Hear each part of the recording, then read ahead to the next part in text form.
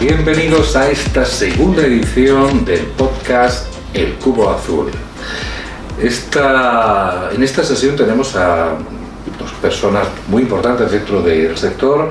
Vamos a explicar un poquito más detalladamente qué es el sector, pero vamos a presentarlos primeramente a ellos.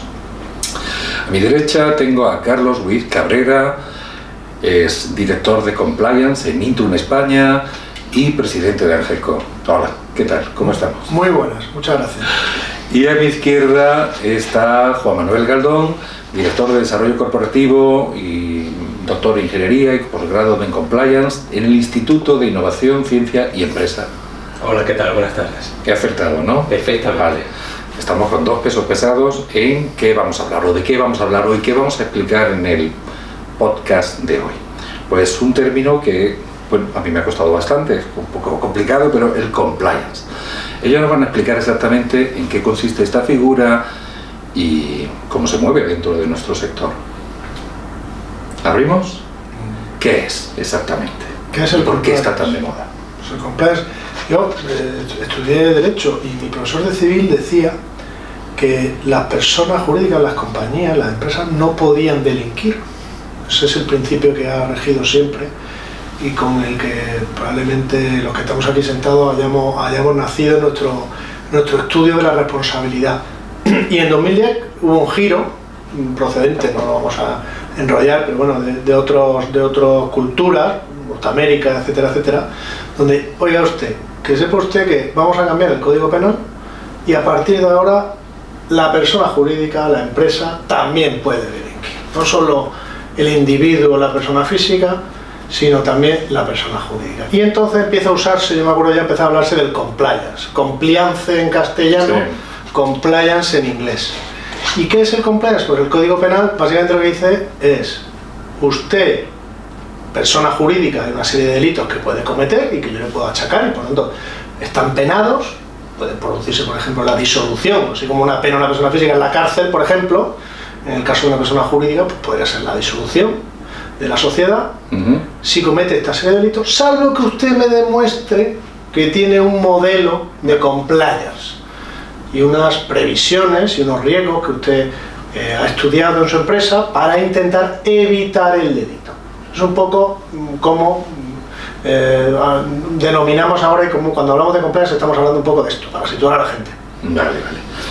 Sí, bueno, como dice Carlos, ¿no? Evidentemente hubo un giro en 2010 y luego otro en 2015 del Código Penal, a partir de su modificación y en el artículo 31 y lo deja muy claro, como dice Carlos, la persona jurídica, es decir, la empresa, sí, puede estar imputada por la comisión de un delito en el seno de esta organización. ¿Quién sufre las consecuencias? La puede sufrir la propia compañía, que aquí sí que hay pena de muerte, porque claro, como tú has dicho, la disolución de una compañía es la pena de muerte de la compañía, y lo puede sufrir directamente sus representantes legales. Vamos a ver, realmente a nadie le van a acusar por haber cometido un delito si no lo ha cometido, ¿vale? Vale. Pero sí, en este caso, el Código Penal lo que sí te dice es que tienes que tener un modelo implantado para vigilar, es decir, lo que puede caer en una falta de invigilancia, es decir, por falta de vigilancia, pues no se puede ser un delito medioambiental, por ejemplo, ¿no? Pero, pues no sé, pues alguien que lleva un camión y traslada un residuo y, oye, pues lo deja por mitad del camino porque le dan una comisión por debajo, que no sé cuánto, y se ahorra el de transporte. Pues hay casos que no te puedes imaginar. Claro, el representante legal de la compañía puede decir, yo no he sido, ya, pero su señoría, ¿qué te va a preguntar? ¿Y tú qué hiciste? ¿Y tú qué hiciste para evitar? Tenemos que pensar que en España, yo vengo del mundo de la ingeniería, sí, y el tema de compliance, sin saber que se llamaba compliance, lo vengo sufriendo pues desde que empecé a ejercer, cuando yo era un crío y salí de la escuela técnica, ¿no? Se genera más de 1 millón de páginas de boletines oficiales en España todos los años, de los cuales aproximadamente un 50% son o normas nuevas o modificaciones de normas. Sí. ¿Eso qué significa? Que desde que se empezó en España la democracia, pues estamos hablando de un montón de años, 30 años, 30 y pico. Desde el 78. Estamos hablando de 20 millones de páginas de las que, si queremos, no sé, implantar ya no digo una startup, digo un kiosco de castañas en la esquina. Tenemos que indagar entre 20 millones de páginas de boletines oficiales. En el mundo de la industria, desde que yo vengo, era algo que bueno, era y es algo que nos supera brutalmente, porque claro, al fin y al cabo los demás, los que estamos en producción, en el día a día, lo que nos preocupa es, bueno, pues lo de la construcción construir, lo de la industria fabricar, y no estamos tan pendientes, y sabemos que todos los días está habiendo normativa nueva, y que sabemos que algo va a pasar. Entonces, bueno, pues un compendio de todo esto, digamos que es el mundillo del compliance, que al final tiene como objetivo el que se traduzca en que florezca en la empresa una cultura ética y de cumplimiento, que es lo mejor que puede ocurrir para que la persona jurídica esté protegida. Que podría utilizarse con otro nombre, que actualmente tiene este nombre, pero que ahora digamos que está un poquito más de moda el tema. ¿Y es algo solo para grandes empresas o cómo puede en teoría no? En otro en teoría nivel? No sé qué opinará mi compañero, en teoría no, pero lo cierto es que es difícil cumplir al 100%, con todo es imposible. Y ojo, estamos hablando no solo del tema, yo me he ceñido al tema penal, porque hay una lista de delitos que puede cometer la persona jurídica, pero, por ejemplo, las grandes empresas, yo estoy en una empresa sueca, tiene la normativa interna, que también tienes que cumplir. Hay un código ético y, por ejemplo, hay obligaciones en cuanto a política de regalos. Un ejemplo muy básico. Típico. ¿Puedes recibir regalo o no? ¿Hasta qué valor? 40 euros. Pero eventos tienen máximo de 150 euros por evento. No puedes pasarte. Entonces, claro, ¿cómo calculas si el evento al que estás yendo y te están invitando es de 150, 152 o 148? ¿Y qué pasa, sobre todo, si te pasa? Entonces, pues, esa normativa interna también hay que cumplirla. Normalmente las grandes empresas tienen una prolija normativa interna. Nosotros, por ejemplo, estamos rodeados de normativa para todo interna, pero las empresas pequeñas pues no tienen tanta normativa interna. Entonces se ciñan a la ley. Entonces la ley es, pues usted no puede cometer delito, tiene que tener un sistema de compliance. Lo cierto y verdad es que tienes que dedicar los medios adecuados, internos en la empresa, para poder analizar qué riesgos tiene.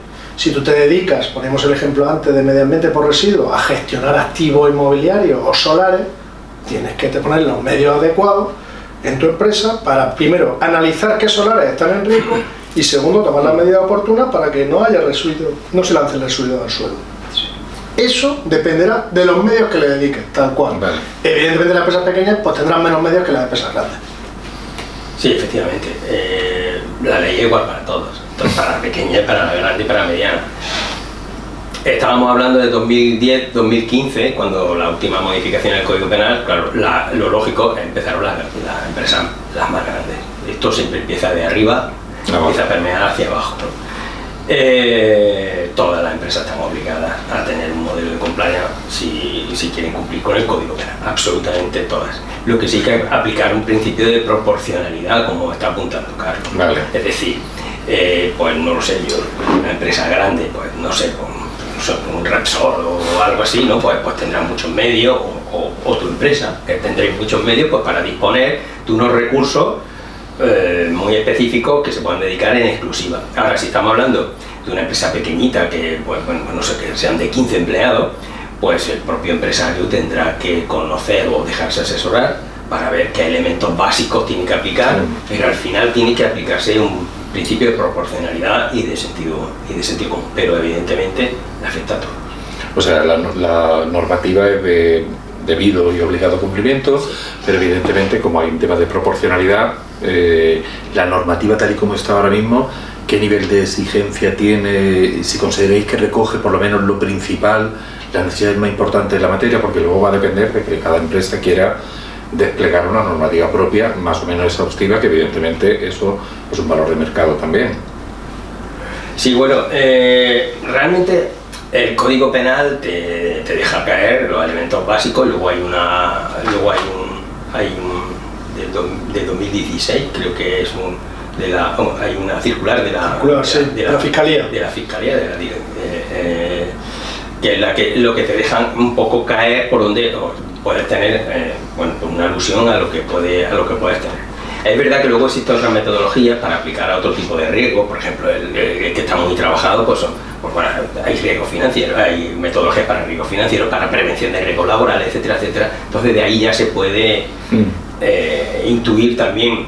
Pero sí es verdad que, bueno, creo que fue hace como 3-4 años cuando surgió una norma española, la UNE 19.601, y actualmente, en 2021, ha surgido ya una norma internacional, la ISO 37301.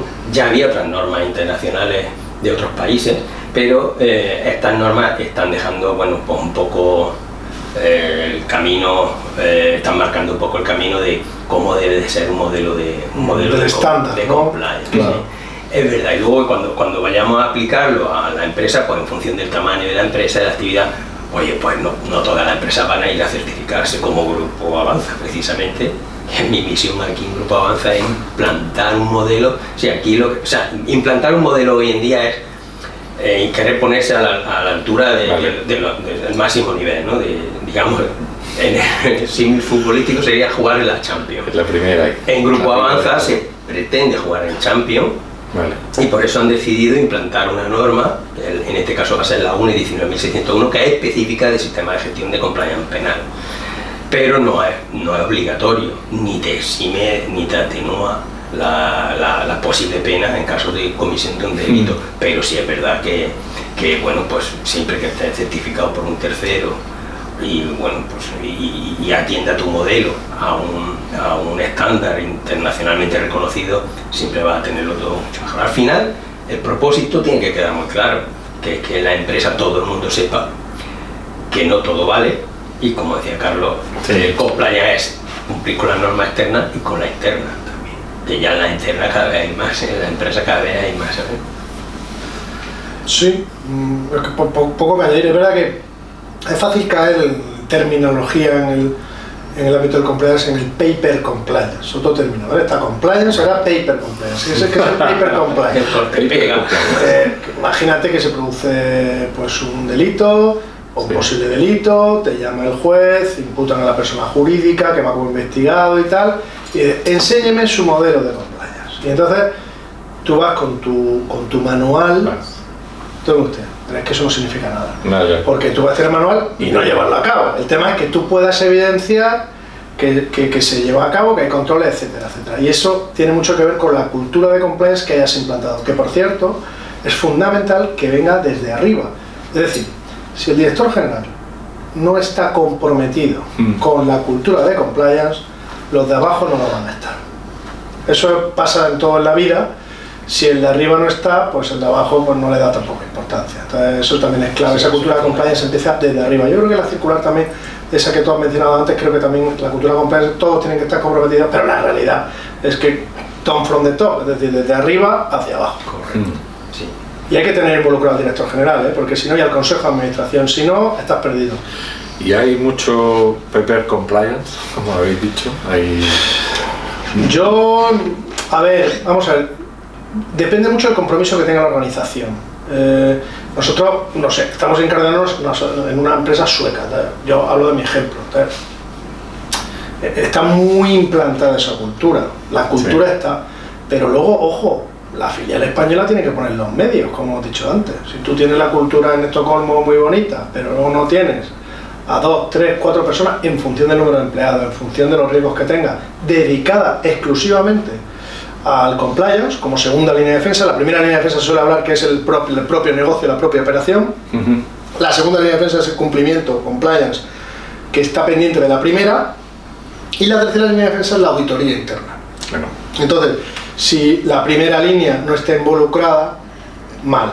Si no tienes un equipo que involucre a la primera línea, que implante esa cultura de compliance, de cumplimiento normativo, mal. Entonces, bueno, pues eso también hay que hacer creo que hay que hacer un poco divertido también el compliance. O sea, es difícil. Esto es difícil. Hacer divertido compliance es que parece como contradictorio, ¿no? Pero, por ejemplo, en pequeñas formaciones que tú vayas dando, es muy importante cogerse a pequeños grupos, en función de los riesgos. Yo lo que hago, mi opinión, y va a ver, en este grupo que gestiona ocupaciones ilegales, ocupaciones con K. O sea, ¿cuáles son los riesgos en este ámbito, en esta actividad? Al final hay que hablar con el ocupa para que abandone la vivienda. puedes hacer un análisis de riesgo y lo ideal es que cojas a esa gente que se dedica a esa actividad y les hables de los riesgos que tienen. Porque a lo mejor ni se han cerciorado y te pongan cara y ojo y digan, oye, este tío, mira, aquí hay una persona de compliance, hay un equipo de compliance, hay unos medios, consejo de administración, le da importancia, y si puedes poner casos prácticos y hacer ameno esa formación, lo verán de otra forma. Yo creo que también hay que ser un poco inteligente ahí en la implantación del modelo. Sí. Sí, yo estoy totalmente de acuerdo. Ahí un aspecto que es básico, ya tener muy claro, la empresa tiene que tener muy claro cuál es el propósito del compliance y conocer y hacer una reflexión de cuál es su entorno, cuáles son las necesidades y las expectativas que tiene pues, todos los stakeholders, todas las partes interesadas, pues, no solo a empleados, esto no solo abarca a empleados, se extiende a clientes, se extiende a colaboradores en general. Y el tema está en que a partir de tener muy claro cuál es el propósito, como tú bien decías, tiene que haber un compromiso sin reserva de la organización. Sin reserva es sin reserva, es decir, tiene que demostrar que hay un liderazgo y que su empresa está a favor de cumplir con la sociedad, en este caso con la normativa, y además no solo eso, sino que está dispuesta a tener incluso un régimen sancionador, es decir, el que la hace la paga, pero si no, esto no tiene sentido. Pero va mucho de concienciación, va más de concienciación, de formación, de sensibilización, de comunicación, más que de otra cosa. Y no hay que volverse loco. Hay una serie de elementos básicos, habla la circular de la Fiscalía, habla el propio Código Penal, pero no hay que volverse loco. Al final lo que tiene que notarse que ahí hay un espíritu de realmente de que se entiende cuál es el propósito. Y el propósito no es otro que el de que florezca una cultura de ética y de cumplimiento. Eso genera al final muchos beneficios en la empresa, no solo a nivel de prestigio, sino también pues confianza de los propios empleados, los propios clientes. Pues si yo soy un empleado y veo que mi jefe es un tramposo, pues sé que cualquier día me la va a liar, o el cliente, ¿no? Y eso al final lo ideal es alinearlo con los objetivos que tenga la compañía para establecidos para llegar al éxito. Sí, yo he visto modelos a veces de los principios de la compañía, ¿no? Una empresa pues tiene sus principios, sus 4 o 5 valores, que están, ni siquiera es compliance, son los valores de la compañía. Sí. ¿No? Pero bueno, eso lo puede reflejar en un código ético. Oye, en virtud de estos valores, esto es nuestro comportamiento, una política, incluso puede tener reflejo en el bonus de la gente. Es decir, si tú asocias parte del extra que vas a tener salarial al cumplimiento de determinado principio ético o al cumplimiento de determinado... Hay gente incluso que es más radical y que dice, oye, si no has hecho los cursos de formación de compliance, no se te abre la posibilidad de cobrar el bono. Claro. Son modelos. Ahí depende también de cómo te estés llevando con los sindicatos y eso cómo vaya a funcionar. Y ¿no? Hay muchas aristas que tienes que contemplar para llegar a ese punto. Pero es verdad que le estás dando la importancia de vida. Oye, usted no puede cobrar un bono, por mucho que haya hecho bien su trabajo, si previamente usted no me ha demostrado que ha hecho los cursos de formación mínimos de cumplimiento normativo, de código ético, de conflictos de interés, oye, y seguridad de la información, porque hoy día, con el tema de los hackeos, hoy día la información es oro y todo es muy sensible el tema de la seguridad de la información. Bueno, son modelos. Van surgiendo nuevos delitos de esa lista, porque no toda la lista de delitos que aparecen en el Código Penal aplica a la persona jurídica, como dijo Carlos al principio, son solo una serie. Se va ampliando. Ahora sí, ahora hay 2 nuevos. Una, por ejemplo, la de la ley de solo sí es sí, ¿no? Por ejemplo.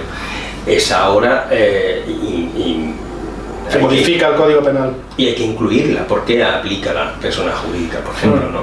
Entonces, bueno, hay que ir constantemente revisando todo el modelo, ¿no? Pero es verdad que le da mucho prestigio me parece muy acertado lo que has comentado, le da mucho prestigio a la empresa tener un empaque de cultura ética y de cumplimiento normativo. Yo, por ejemplo, noto mucho el tema de los regalos. Yo, muchos proveedores ya me escriben o me llaman en Navidad, oye Carlos, ¿vosotros podéis recibir regalos o no? Sí.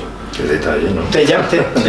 Claro que si no te lo envío directamente. El jamón, pues, yo se lo doy a otro que lo pueden recibir. Pero son ya los proveedores, que a su vez son clientes de otros, o sea, todos somos proveedores, a veces somos clientes, son conscientes de que existe esta norma. Y ya no te cuento si el director general dice a un cliente o a un proveedor, oye, no, lo siento, es que no me puedes invitar a cenar porque no me deja mi compañía. A mí eso es que no me parece malo. Me parece que está reflejando, primero, que esa persona está cumpliendo, que es una persona honesta y que está comprometido con su empresa. Y son las normas de su empresa. Claro, es como lo veo yo, que soy el compliance officer. A lo mejor otro dice, mira, pues esto que me llevo, ¿no? Pero bueno, que no veo que esté mal visto, sino al revés, yo creo que cada vez está mejor visto el tener un código que cumplir, ¿no? Claro, fíjate que antiguamente, o todavía quedan empresas, o hasta hace poco veía la empresa, que veía el propósito de la empresa, ser líder en el mercado, facturar no sé qué, estar en el ranking, no sé qué. Y hoy, sin embargo, estamos viendo empresas pues como esta de Avanza, o como otro tipo de empresas, por ejemplo, clientes que nosotros tenemos, por ejemplo, pues en Calidad Pascual, que te está hablando del bienestar animal, o el Grupo Fuerte del Pozo, que te está hablando de la familia. Entonces, ¿qué pasa? Que las empresas están cambiando su mensaje, bueno, hace ya tiempo que lo están cambiando, y es porque algo se está moviendo, y esto no va a ir para atrás. O sea, esto de tener un canal de denuncia donde cualquiera pueda denunciar, actualmente hay un borrador ya de proyecto de ley para proteger al denunciante, que no pueda... Es importante eso. Sí, que no pueda repercutírsele, bueno, que no pueda tener represalia. Exactamente, bueno, pues todo eso va a hacer que todo esto se mueva. ¿Esto va a requerir tiempo? Sí, pero que esto se está moviendo, y se está moviendo más rápido de lo que parece. El canal de denuncia es una vía... Estamos aquí hablando un poco de todo, en el momento que haya una cosa que no entienda, digo, fenomenal. No entiendo. Me parece una vía muy, muy importante que tiene que no solo tener la empresa, sino dar a conocer, divulgar, Sí. Tanto interna como externa, ojo, no solo externa. Internamente, yo por ejemplo la experiencia que tengo es que cada X tiempo la intranet de la compañía y vía email recordamos la existencia del canal de denuncia y cómo se debe usar. Idealmente si hay un tercero, porque claro, el canal de denuncia, ¿qué pasa? Que tú pones la denuncia, imagínate pues que es a tu jefe, y claro, yo por ejemplo como compliance officer tengo mi correo electrónico del canal ético que recibo yo. Eso es un buzón, tanto proveedores externos como empleados, lo veo yo.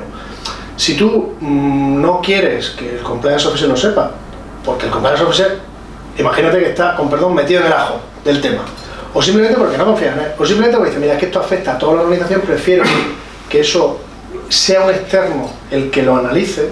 Existe la posibilidad, en una empresa, en mi empresa lo tenemos, que sea un tercero, ajeno, un consultor o una empresa, quien reciba la denuncia y ya inicie la investigación, ya sea hablando con la matriz, en este caso una empresa que es sueca, hablando con Estocolmo, oye, pasa esto, vas a denunciar estos hechos, y se empieza la investigación, o internamente, en este caso si me llega a mí, y de un empleado, como me ha pasado antes en una ocasión, pues se analiza la investigación interna para llegar. Entonces, la vía de denuncia no solo de tú activamente detectar que algo está pasando en tu compañía, sino que un tercero sea el que denuncie el hecho, y tú, porque tú no tienes ojos en toda la organización, pero el tercero sí, porque esa persona está ahí, esa vía me parece súper importante. Han mencionado una figura muy importante en el mundo del compliance, que es el compliance officer. Esto cada vez es el delegado de cumplimiento, digamos. Es decir, el modelo exige que haya dentro de la empresa una persona que se haga responsable no de cumplir la normativa, sino de que el modelo esté implantado y que funcione. Es decir, diseñar el modelo y que funcione, mantener informada la alta dirección de la compañía y hacer que haya que sea dinámico el modelo, ¿no? Es decir, que haya formaciones, que haya tal. Y esta figura es fundamental, porque una figura para la que tiene que exigirse un perfil muy concreto. Se está hablando mucho cuando se habla del perfil de la formación. ¿Qué formación debe tener un compliance officer? Ahora mismo el 90% son licenciados en Derecho o abogados, o que vienen de la abogacía. Pero yo creo que lo más importante del perfil del compliance officer va en la persona. Tiene que ser una persona empática, con inteligencia emocional y además una persona que genere confianza. Porque claro, como alguien que se sienta acosado en su puesto de trabajo, bien un acoso que sea de tipo laboral o sexual, que ahora es lo que está de moda últimamente, pues imagínate que tiene que tener la confianza suficiente como para decir, tengo que acudir a mi compliance officer. Y esta chica o este chico, este señor, esta señora, me tiene que generar la suficiente confianza. Y es una de sus grandes misiones. Entonces, estamos entrando ahí también en una parte, en la parte que yo digo, la parte hierba del compliance. Pero que es importante, sí, lo del propósito, el compromiso, la empatía, o sea, aquí hay una parte de psicología social muy importante porque se trata de conciencia, básicamente se trata de conciencia. Ahí está ese elemento, o sea, tanto Carlos como Juan, está ese elemento de conciencia, está ese elemento de objetivo, hay una serie de cosas que pueden quedar como demasiado en el aire y que hay que bajarla a tierra de una manera concreta. Entonces, las herramientas que se han implementado, es decir, tanto la UNE 19601 como la ISO 37301, son herramientas bien válidas, están encajadas bien, ya hay que hacerle alguna cosa, están bien, son fáciles de implementar, qué procedimientos se puede utilizar, bueno, sobre todo para bajar las buenas intenciones, que sí, la conciencia está muy enganchada a ella, pero bajarla a temas reales, porque luego hay asuntos muy delicados de los que estabais hablando, que empiezan a esbozarse ya, ahí, temas muy delicados. Sí. Bueno, vamos a ver.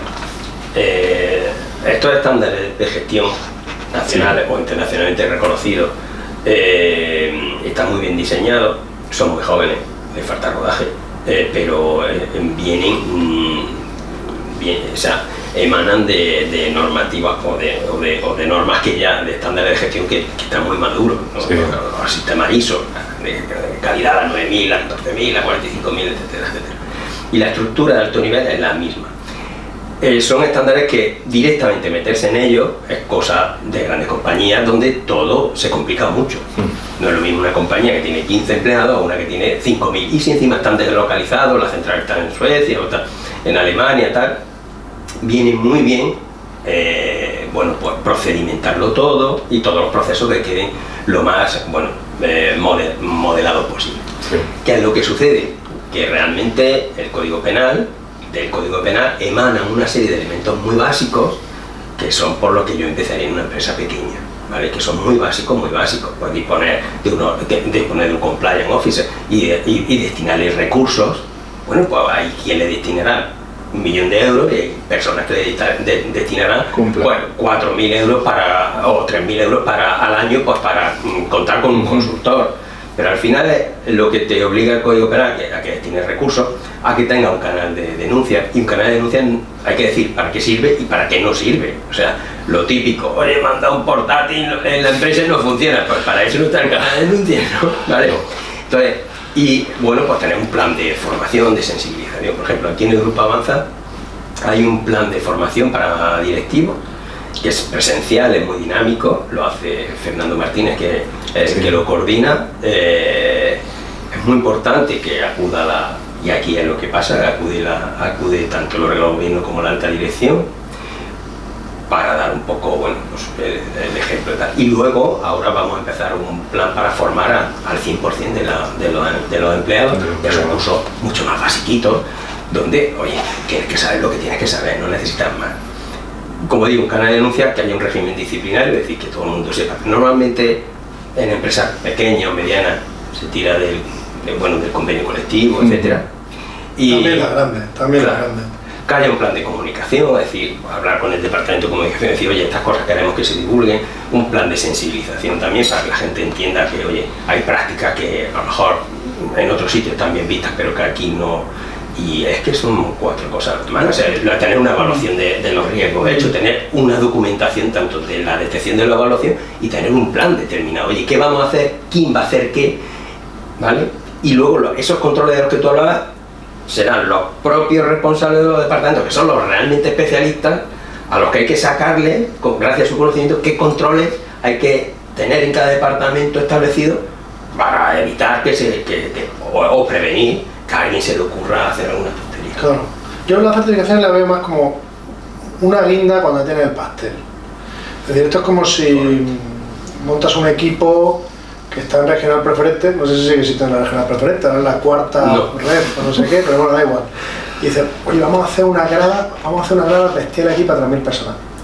Pero espérate, no vayas a la grada, primero tendrás que subir, ¿no? Entonces tienes que tener una base, no puedes empezar la casa por el tejado. Entonces yo creo que la certificación está muy bien pues, como guinda al pastel. Oye, ya llevamos un año funcionando, un tiempo, el tiempo que sea, hay controles, hay unos sistemas, hay un compliance officer que al final responde o divulga la normativa interna y el plan y tal, hay unos controlitos que tenemos los departamentos, hay unas normas internas con regalos, sobornos, conflictos de interés. Por ejemplo, un conflicto de interés típico.